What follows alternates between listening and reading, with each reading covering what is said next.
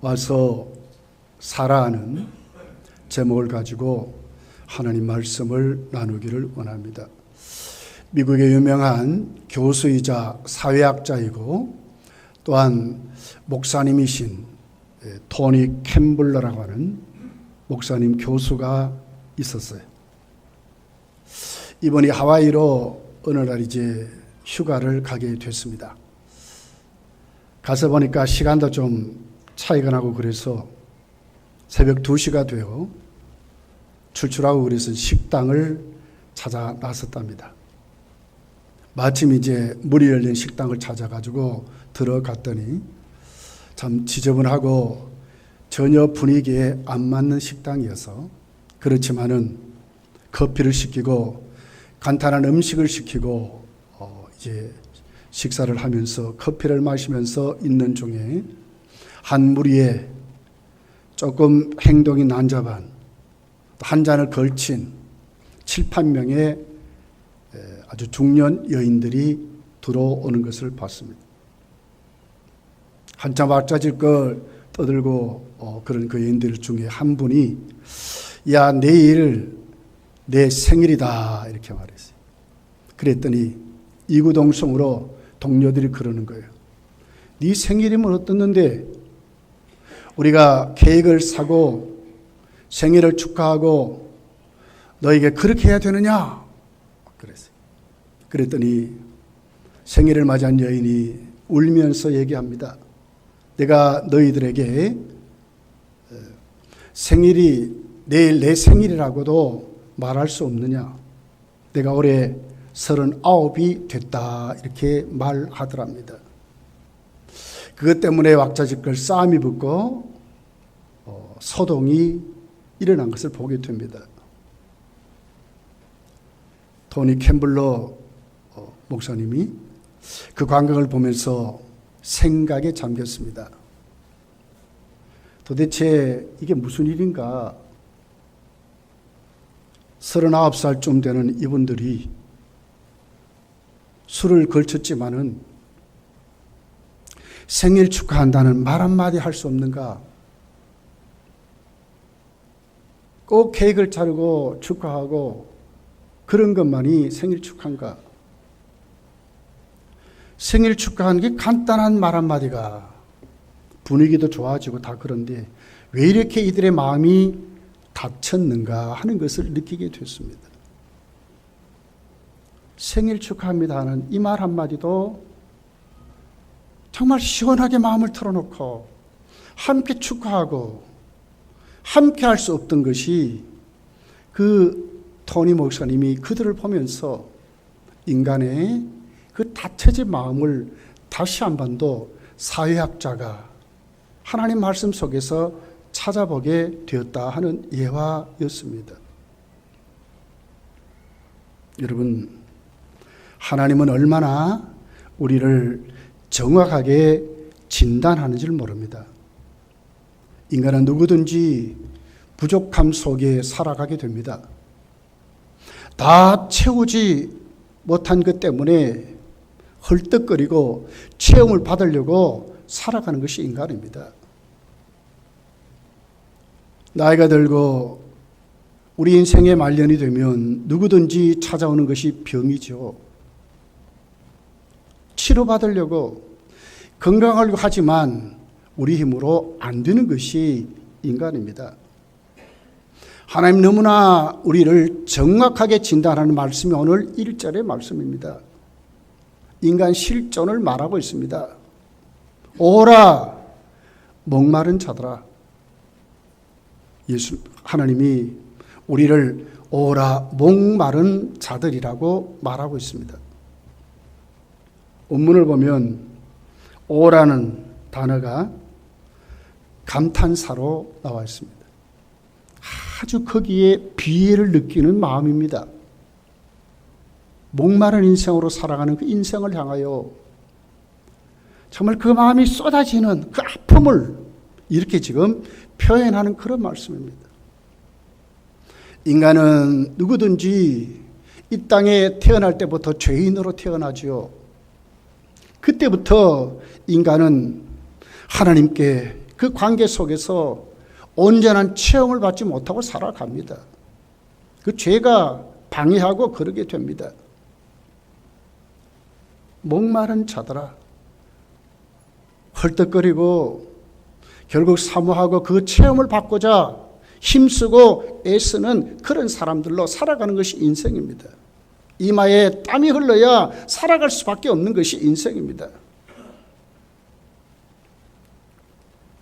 가난한 사람이나 넉넉한 사람이나 무식한 사람이나 유식한 사람이나 권세 있는 사람이나 권세 없는 사람이나 한 가지로 다 목말라하고 사모하고 살아갈 수밖에 없는 것이 인간입니다. 누가 그 삶에 만족하는가 하는 것이지요. 이만큼 됐다 수도받는 사람이 아무도 없습니다. 왜요? 부족하니까. 만족하지 못하니까.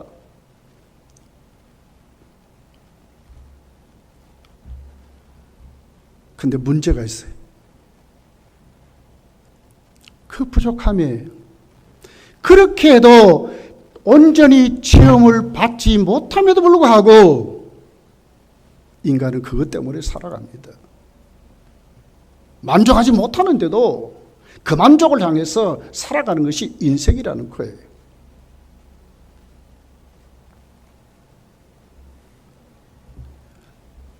우리를 가리켜서 성경은 전적으로 타락했다, 전적으로 무능하다 이렇게 말합니다.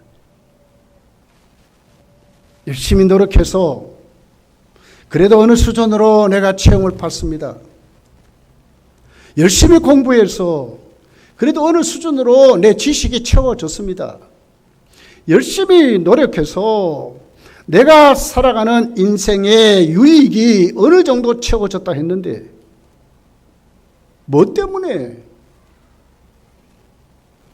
그 다 채워지지 못한 그것을 느끼면서 헐떡거리며 살아갑니까?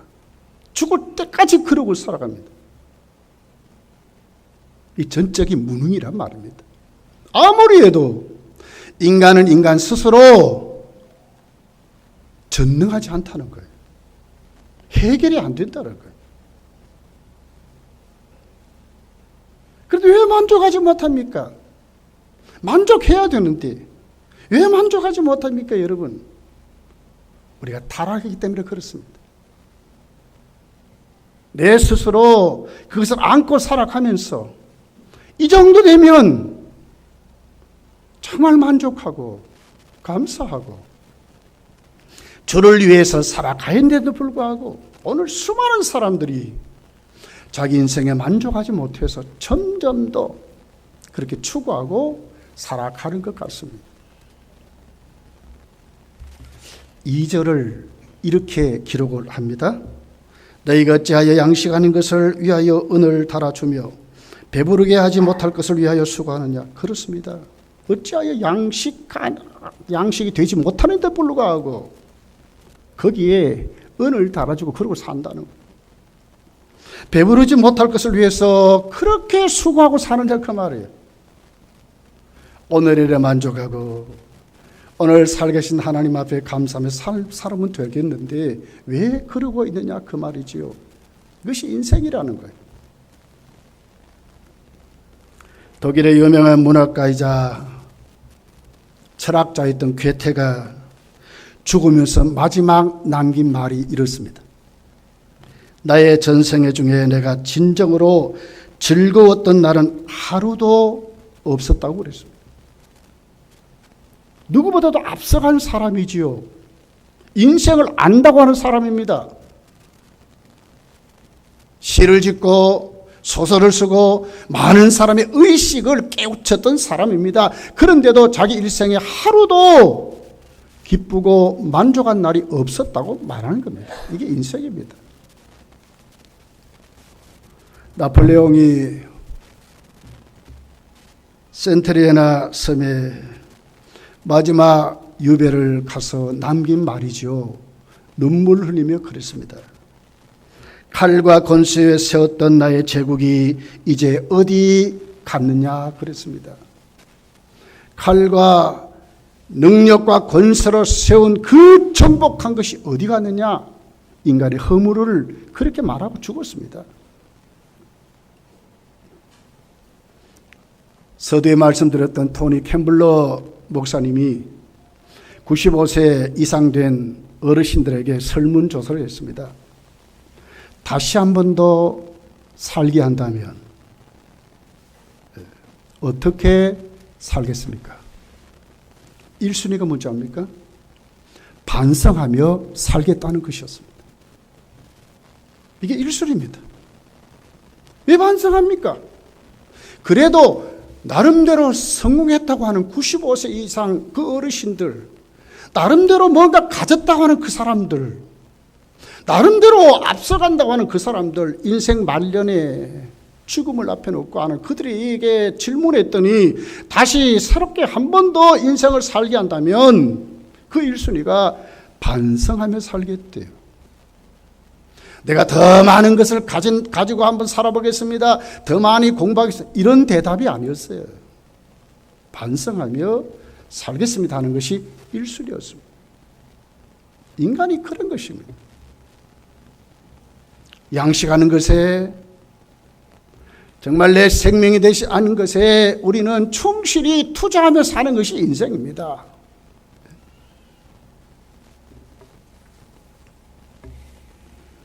바울 사도가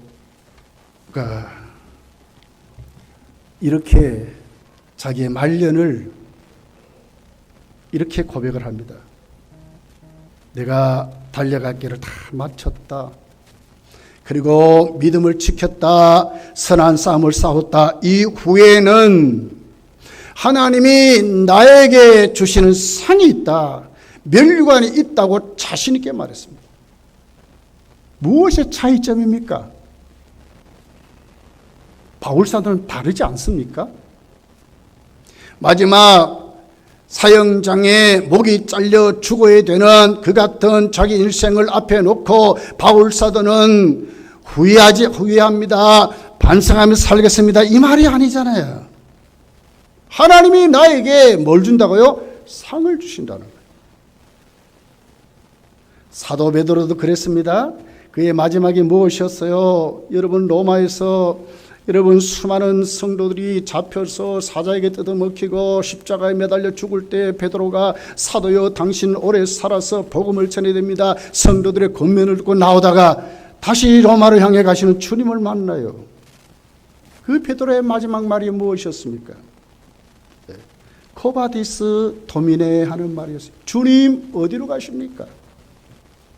당당히 베드로는 거기에 주님 만나서 다시 죽으러 가는 사람이 됩니다. 뭐가 좀 다르지 않습니까?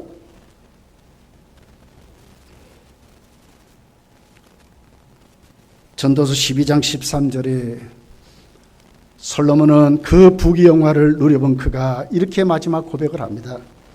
일의 결국을 다 들었으니 하나님을 경외하고 그의 명령을 지킬지어다. 이것이 모든 사람의 본분이니라. 허물을 말하고 헛되다고 말했던 그들에게 다 들었지 않느냐?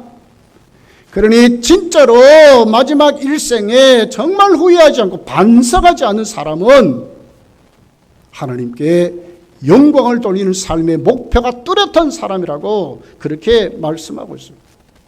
성경 맨 마지막 장, 맨 마지막 구절이 어떻게 기록됐습니까? 주 예수의 은혜가 모든 자들에게 있을지어다. 아멘. 이것이 맨 마지막 구절입니다. 은혜 없이 살 수 없는 인간이라는 거지요. 그 은혜 앞에 아멘하지 아니하면 살 수 없는 것이 누구라고요? 우리 인간이라고 말하는 것입니다. 하나님 우리 인생을 똑바로 진단했습니다. 오호라 목마른 자들이라고 말했습니다. 그런데 그 다음이 너무너무 멋있게 기록이 됐어요.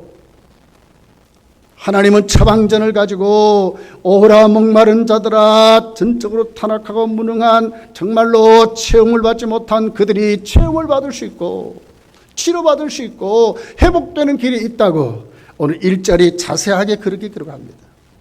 자, 우리 1절을 한번 읽어볼게요. 1절입니다. 시작. 오라 너희 모든 목마른 자들아 물로 나오라.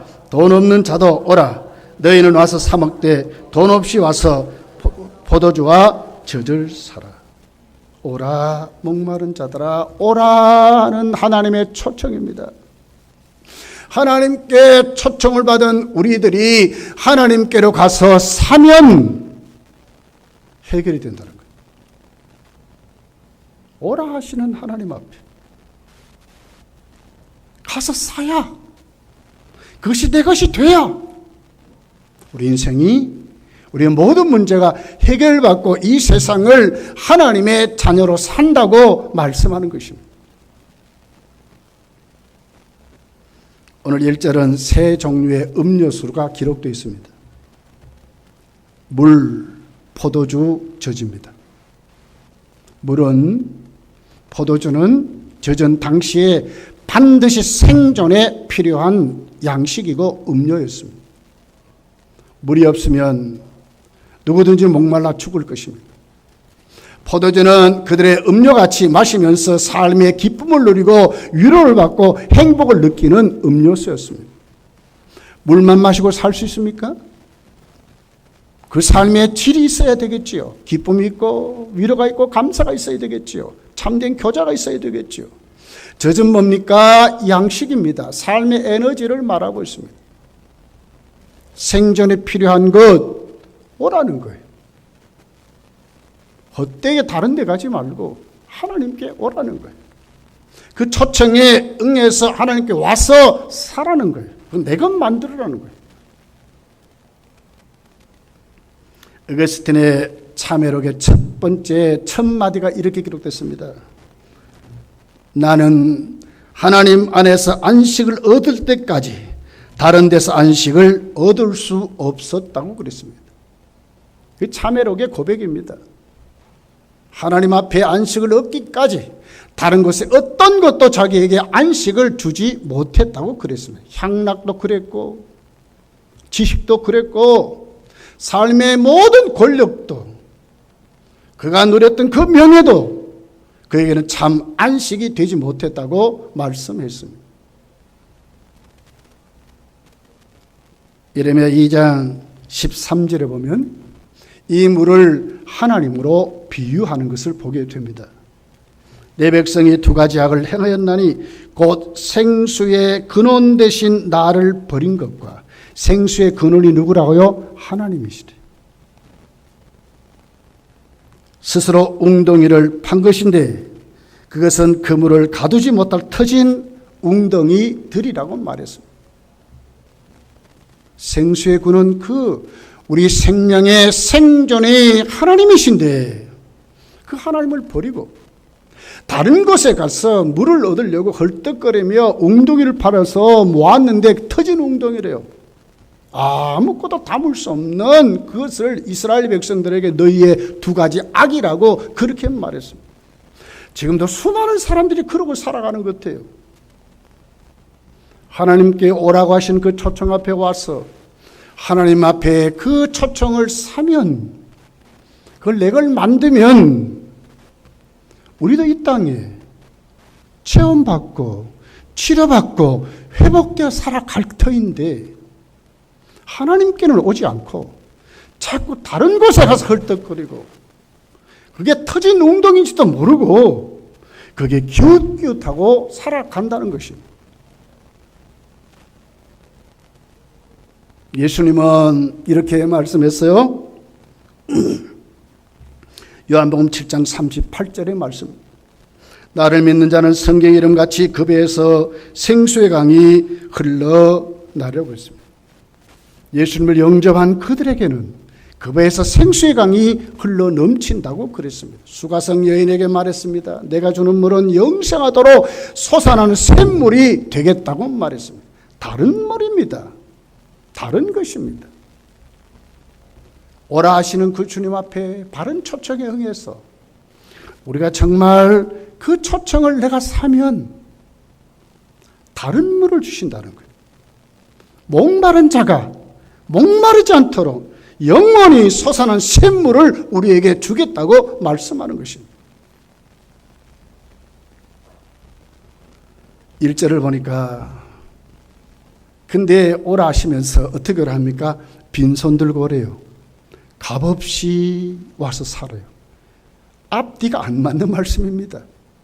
여러분, 뭔가 살려면 거기에 대가가 치러져야 되잖아요. 그런데 값없이. 이건 뭘 얘기하는 겁니까? 하나님의 전적인 은혜를 우리에게 말하는 것입니다. 세상에는요, 값없이 살 수 없어요. 돈 없으면요, 아무리 널려진 빵 한 조각도 살 수 없어요. 굶어 죽습니다. 돈 없으면요, 병원 문턱에도 못 가요. 병원이 없어서 죽습니까? 아니요, 돈 없어 죽는 것이시요. 근데 하나님은 이상하게 말씀하잖아요. 사야 되는데 그 값이, 너는 그냥 오라는 거예요. 값없이 오라고 말씀하는 것입니다. 이게 뭘 얘기합니까? 대속의 은혜를 말하는 것입니다. 그러면서 이 본문에 보면 돈 없는 자 값없이 오라 하는데 원문에 단어가 하나가 빠졌어요. 우리 개역성경에. 코레라고 하는 단어입니다. 모든 누구나 이 말이거든요. 값없이 오는데 누구나 오라는 게 누구나. 초청을 받은 누구나 오라는 거예요. 아무나 아니에요. 초청을 받은. 이 말씀을 듣는 하나님이 부르신 그들은 누구나 하나님께 오면 살 수 있다는 거예요. 로마서 3장 22절, 23절, 24절에 보면 이렇게 기록되어 있습니다.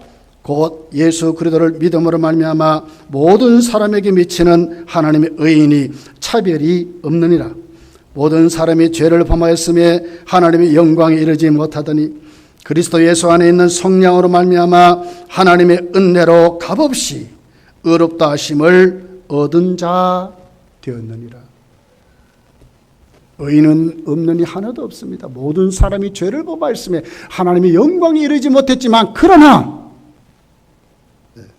하나님의 초청을 받아서 믿는 자는 누구든지 예수 그리스도의 의가 우리에게 적용되어서 오늘 하나님의 자녀가 되고 구원을 받는다고 말씀하는 것입니다. 회복을 말하는 것입니다.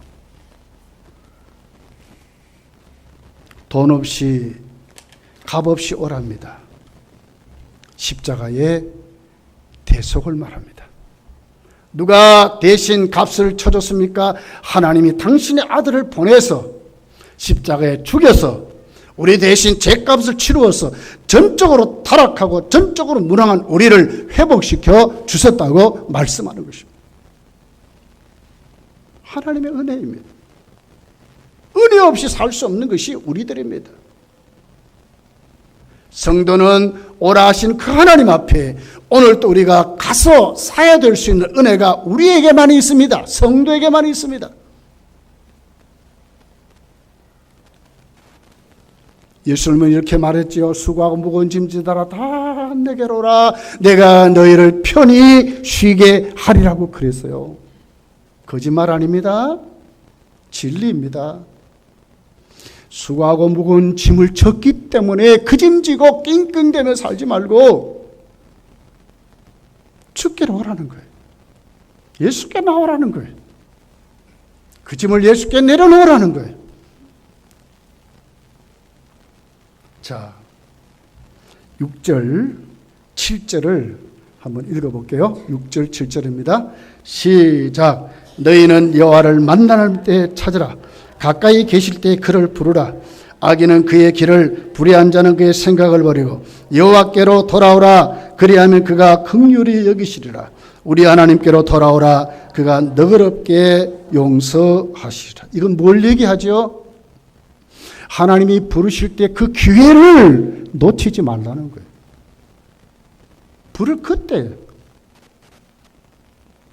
오늘 우리는 하나님이 어떻게 불렀습니까? 지금 부르신 거예요.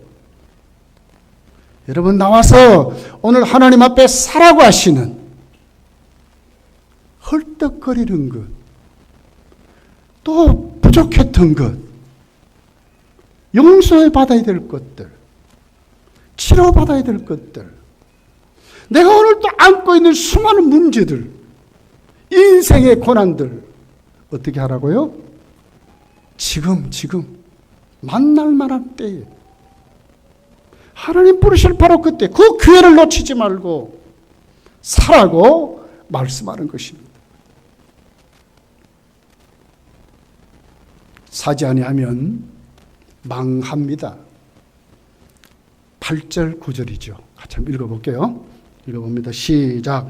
이는 내 생각이 너의 생각과 다르며 내 길은 너의 길과 다르므로 여호와의 말씀이니라. 이는 하늘이 땅보다 높음 같이 내 길은 너의 길보다 높으며 내 생각은 너의 생각보다 높음이라. 그렇습니다. 하나님과 보조를 맞추는 길은 하나님께 와야 되는 거예요. 내 마음을 거기다 내려놓고 내 생각을 하나님께로 내려놓고 뭐라고요? 우리 생각과 우리의 뜻과 하나님의 생각과 하나님의 뜻이 다르대요. 그럼 맞춰야 되잖아요. 어떻게 맞춰야 돼요? 하나님께 왔어. 그 초청에 응해서 흩어졌던 것, 욕심대로 살았던 것, 정욕대로 살았던 것, 내 고집대로 살았던 것, 내 가치관 속에 붙들려서 그렇게 살았던 것, 하나님과 조금 더 같지 않았던 것 오늘 또 발견하고 그 하나님께 내 삶을 내려놓을 때에, 내 문제를 내려놓을 때에 하나님 맞습니다. 내가 하나님께 이렇게 맞추지 못하고 살았습니다. 내 자신을 하나님께 내려놓고 맞추고 살아야 그 사람이 체험을 받는다고 말씀을 하는 것입니다. 여러분, 하나님 우리를 치료하시고 고쳐주시고 회복시켜 주려고 오라고 하십니다. 근데 오라 하시면서 뭐라고 합니까? 사라 그래요. 이 산다는 말이 뭘까요? 값없이 사랍니다. 하나님의 은혜입니다. 예수님이 대신 치러줬습니다. 그러면 우리는 가만히 있습니까? 아니요. 우리가 사야죠. 그 은혜를 믿고 오늘도 그 은혜를 사모하고 오늘도 거기에 내 자리를 내려놓고 하나님을 바라보고 하나님 나를 치료해 주십시오. 하나님 나를 고쳐 주십시오. 하나님 나를 회복시켜 주십시오. 하나님 나를 오늘도 하나님의 사람으로 온전케 하나님으로 치료받고 회복되기를 원한다 하는 간절한 우리에게 하나님을 향한 소망이 믿음이 있어야 된다는 거예요. 오늘 우리 예배 어떻게 드리고 있습니까? 그냥 왔다가 그냥 갑니까? 예배 시간이니까 왔습니까? 아니요. 사야 돼요. 사야 돼요. 사모해야 돼요. 하나님을 사모해야 돼요. 하나님만이 물을 줍니다. 하나님만이 포도주를 줍니다. 하나님만이 젖을 줍니다. 믿습니까? 하나님이 생수의 근원이요.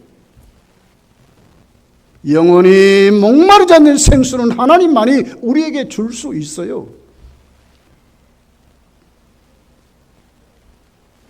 여러분 오늘 이 초청의 부르심에 여러분의 삶의 자리를 다 내놓고 응답하셔서 하나님의 그 치료를 느끼고 하나님의 채우심의 체험을 받고 하나님을 회복하신 회복의 은혜가 여러분이 충만해지기를 예수님 축복합니다. 두 번째는 하나님 말씀을 진짜 바르게 들을 줄 알아야 된다는 거예요. 자, 이런 말이 있어요. 사람이 말하는 것을 배우기는 2년이 족하대요. 아이가 태어나면 말하죠. 2년 정도 되면 다 말하는 아이들은 말하게 됩니다. 2년이 말하는 것이 족하대요. 그런데 듣는 것, 배우는 것은 80년이 지나야 진짜 온전히 듣는데요. 80년이 지나야. 우리 교회 성도 중에 아직도 여러분 연세가 80세 안 된 분들 많아요. 아직도 사실은요, 내 주관이 너무나 강해서 똑바로 못 듣고 사는 것이 우리 인생이라요. 이사야 50장 4절에 이렇게 기록합니다. 주 여호와께서 학자들의 혀를 내게 주사 나로 공고한 자들로 말로 어떻게 도와줄 줄을 알게 하시고 아침마다 깨우치시되 나의 귀를 깨우치사 학자들 같이 알아듣게 하시도다 그랬어요. 이사야가 목회를 어떻게 했습니까? 많은 사람들에게 학자같이 잘 깨우칠 수 있는 말도 했지만 매일 새벽마다 하나님께 기도합니다. 하나님 나에게 들을 귀를 달라고. 그렇게 해서 잘 듣고 그들을 살릴 수 있는 말을 하게 해달라고. 듣는 것에 집중하게 해달라고 이사야가 하나님께 기도한 내용입니다. 대한민국의 대표기업 삼성전자지요. 창업주가 고 이병철 회장입니다. 죽음의 유언이 아들 이건희 회장을 불렀어요. 그리고 그에게 말합니다. 네가 진짜 성공하려면 잘 듣는 훈련을 하라 그랬어요. 이것이 마지막 말이었어요. 잘 듣는 훈련을 하라고. 우주를 창조하시고 내 생사복을 주장하신 하나님의 말씀이 나에게 뿌려질 때에 그 말씀을 진짜 똑바로 듣는다면 우리가 치료받지 못하겠어요? 인생 해결받지 못할까요? 우리가 회복되지 못할까요? 아들까지 주셔서 오늘도 우리에게 개인 심령마다 말씀하신 그 하나님이 주시는 그 말씀을 내 말씀으로 오늘 나에게 무슨 말씀을 하시는지 그 말씀이 내 말씀으로 깨달아진다면, 잘 듣게 된다면 그 심령이 살아나지 않겠습니까?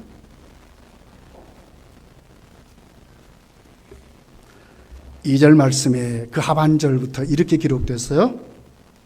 내게 듣고 들을지어다. 그리하면 너희가 좋은 것을 먹을 것이며 너희 자신들이 기름진 것으로 즐거움을 얻으리라. 듣고 들으면 강조형입니다. 들으라 하는 한 번이 아니라 듣고 들으면입니다. 강조형입니다. 원문을 보면 이 말씀은 집중해서 들으라는 말입니다. 여기에는 보상이 있다고 말씀합니다. 즐거움을 얻는답니다. 기쁨을 얻고 살아간답니다. 만족하고 살아간답니다. 어떻게 들으면요? 집중해서 들으면. 사람이요, 듣는 말씀의 태도가 두 가지 종류랍니다. 어떤 사람은 들리는 말씀만 듣는답니다.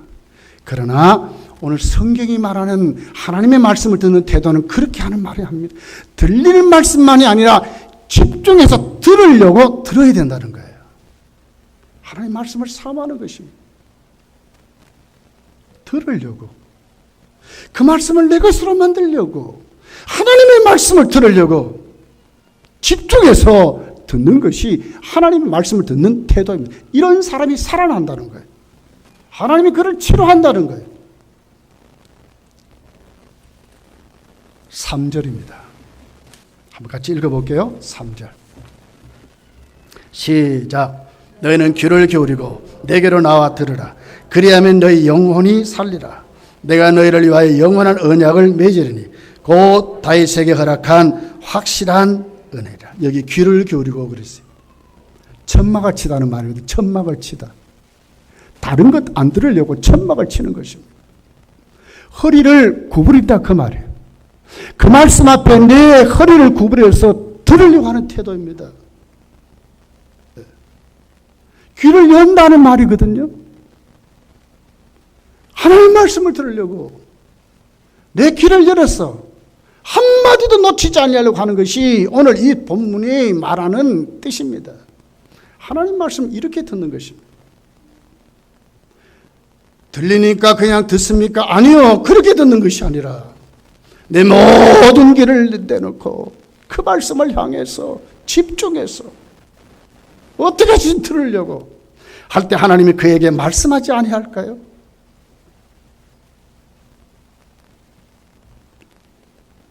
오늘 성경이 우리에게 말합니다. 진짜 똑바로 들으면, 진짜 들으면 뭐가 한다고요? 내 삶이 기쁨이, 내 삶이 즐거움으로 삶의 풍요를 느끼고, 그리고는 오늘 성경이 말하죠. 내 영혼이 산대요. 그리고 뭐라고 그래요? 다윗에게 허락한 확실한 은혜가 주어진대요. 다윗이 누렸던 은혜를 우리도 누린다는 거지요. 우리도 그 은혜를 받고 산다는 것이지요. 하나님이 약속한 그 언약이 내 것이 된다고 말하는 것입니다. 구원을 받았습니까? 이제 누리셔야지요. 혜택을 가지고 살아야지요. 바울 사도같이 모든 사람이 다시 살게 한다면 어떻게 살겠습니까? 반성하며 살겠습니다 했던 그들 앞에 바울이 뭐라고 합니까? 내게는 하나님 주신 상이 있다. 나는 선한 싸움 잘 싸웠다. 내가 믿음을 지켰다. 조금도 후회하지 않는 당당히 순교의 자리로 나가는 그 바울, 그 베드로, 주여 내가 죽겠습니다 했던 그 베드로, 하나님의 은혜가 있을지어다 하나님의 은혜 없이 살 수 없는 우리들이 그 말씀 들으면 힘이 안 생기겠습니까? 치료받지 않겠습니까? 무엇이 문제입니까, 여러분? 문제는 내가 오늘도 하나님 앞에 내 자세가 문제입니다. 하나님께 와서 사지 않습니다. 간절하지 않습니다. 하나님께 내려놓지 않습니다. 매달리지 않습니다. 사모하지 않습니다. 믿지 않습니다. 그러나 오늘 또 사는 그에게 하나님은 우리를 치료하시고 고쳐준다고 말씀합니다. 말씀 똑바로 들으면 기쁨이 있답니다. 즐거움이 있답니다. 영원히 살아난답니다. 다윗이 받았던 은혜 우리도 받는답니다. 그 언약 속에 살아간다고 말하는 것입니다.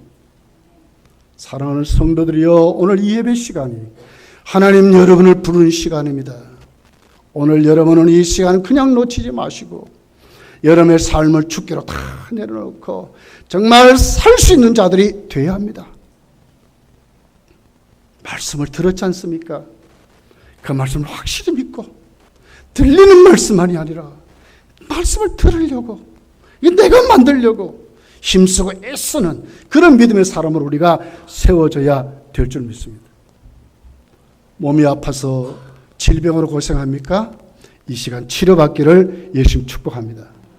삶의 문이 막혔습니까? 이 시간 주께로 내려놓고 우리에게 주시는 그 삶의 양식들을 체험받기를 예수님 축복합니다. 여러분 인생이 불행하다고 생각합니까? 혹 우울합니까? 며칠 전에 보니까 제가 누구라고 얘기하지는 않아요. 전 국회의원이 자살을 했습니다. 참 안타까운 것은 그 빈소에 십자가가 그려져 있습니다. 안수 집사라는 거기에 있습니다.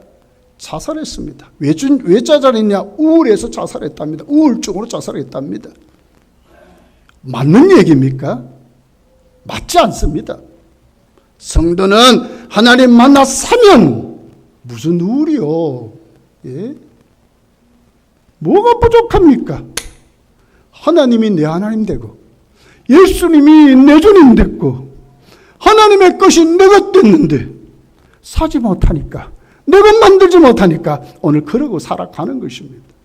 말씀을 들으십시오. 들리는 말씀만 아니라 그 말씀을 들으려고 하십시오. 그 말씀을 내 것으로 만드십시오. 하나님 믿습니다. 내가 믿습니다. 오늘 내 삶을 치료해 주시고 내 육신을 치료하시고 내 인생을 똑바로 잡아주십시오. 하나님의 은혜 없이는 살 수 없습니다 하는 믿음이 오늘 여러분의 것이 되시기를 예수님 축복합니다. 기도하겠습니다.